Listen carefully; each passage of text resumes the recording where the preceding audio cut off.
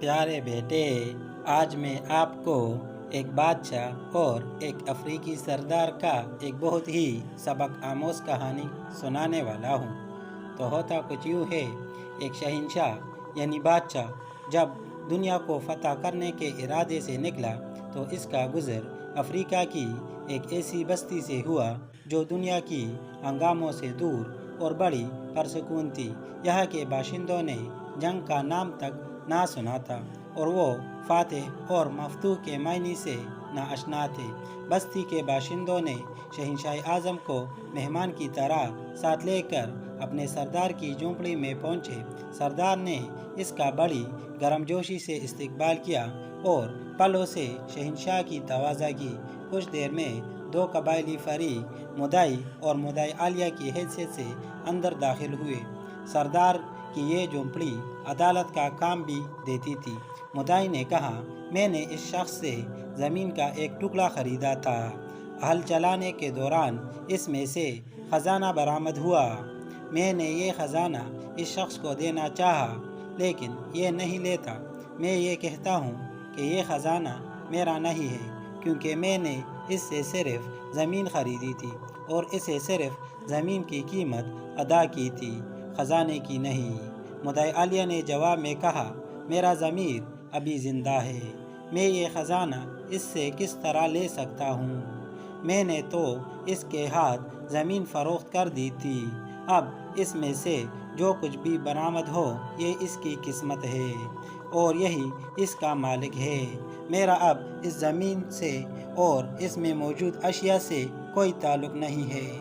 سردار نے غور کرنے کے بعد مدعی سے دریافت کیا، تمہارا کوئی لڑکا ہے؟ مدعی نے جواب دیا، ہاں ہے۔ پھر مدعی عالیہ سے پوچھا، اور تمہاری کوئی لڑکی بھی ہے؟ جی ہاں۔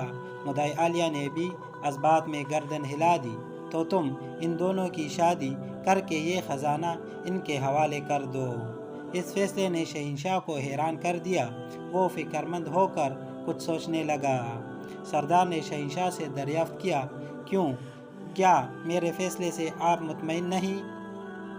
نہیں، ایسی بات نہیں ہے، شہنشاہ نے جواب دیا، لیکن تمہارا فیصلہ ہمارے نزدیک حیران کن ضرور ہے۔ سردار نے سوال کیا، اگر یہ مقدمہ آپ کے روبرو پیش ہوتا تو آپ کیا فیصلہ سناتے؟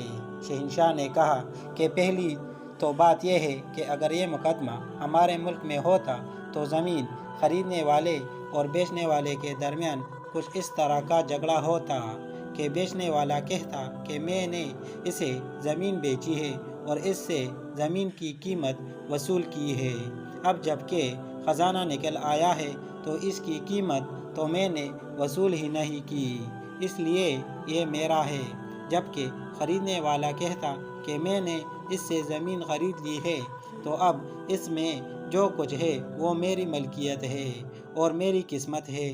سردار نے شہنشاہ سے پوچھا کہ پھر تم کیا فیصلہ سناتے؟ شہنشاہ نے اس کے ذہن میں موجود سوچ کے مطابق فوراً جواب دیا کہ ہم فریقین کو حراست میں لے لیتے اور خزانہ حکومت کی ملکیت قرار دے کر شاہی خزانے میں داخل کر دیا جاتا۔ بادشاہ کی ملکیت؟ سردار نے حیرت سے پوچھا، کیا آپ کے ملک میں سورج دکھائی دیتا ہے؟ جی ہاں، کیوں نہیں؟ وہاں بارش بھی ہوتی ہے؟ بالکل، بہت خوب۔ سردار حیران تھا، لیکن ایک بات اور بتائے، کیا آپ کے ہاں جانور بھی پائے جاتے ہیں جو گھاس اور چارہ کھاتے ہیں؟ ہاں، ایسے بے شمار جانور ہمارے ہاں پائے جاتے ہیں۔ بہت خوب، میں اب سمجھا۔ سردار نے یوں گردن ہلائی جیسی کوئی مشکل ترین بات اس کی سمجھ میں آئی ہو۔ تو اس ناانصافی کی سرزمین میں شاید انہی جانوروں کے طفیل سورج روشنی دے رہا ہے اور بارش کھیتوں کو سیراب کر رہی ہے۔ تو میرے پیارے بیٹے، اس کہانی سے آپ نے کیا سبق سیکھا؟ پیارے ابو جان، اس کہانی سے ہمیں یہ سبق ملتا ہے کہ فرمان الہی ہے ترجمہ، اور جو شخص یعنی مظلوم ظالم سے اتنا ہی بدلہ لے جتنی اس پر زیادتی ہوئی تھی، پھر دوبارہ اس پر زیادتی کی جائے تو اللہ اس مظلوم کی ضرور مدد فرمائے گا۔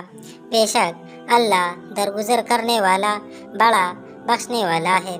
رسول صلی اللہ علیہ وآلہ وسلم نے فرمایا، ظلم کرنے سے بچو کیونکہ ظلم قیامت کے دن تاریکی ہے۔ رسول اکرم صلی اللہ علیہ وآلہ وسلم نے حضرت معاذ رضی اللہ تعالیٰ عنہ کو یمن بیچتے وقت خصوصی نصیحتیں کرتے ہوئے فرمایا، مظلوم کی بد دعا سے بھی ڈرتے رہنا کیونکہ اس کی بد دعا اور اللہ کے درمیان کوئی پردہ نہیں ہے۔ آخر میں اللہ تعالیٰ سے دعا ہے کہ اللہ ہمیں اور آپ کو سمجھنے اور عمل کرنے کی توفیق عطا فرمائے، آمین۔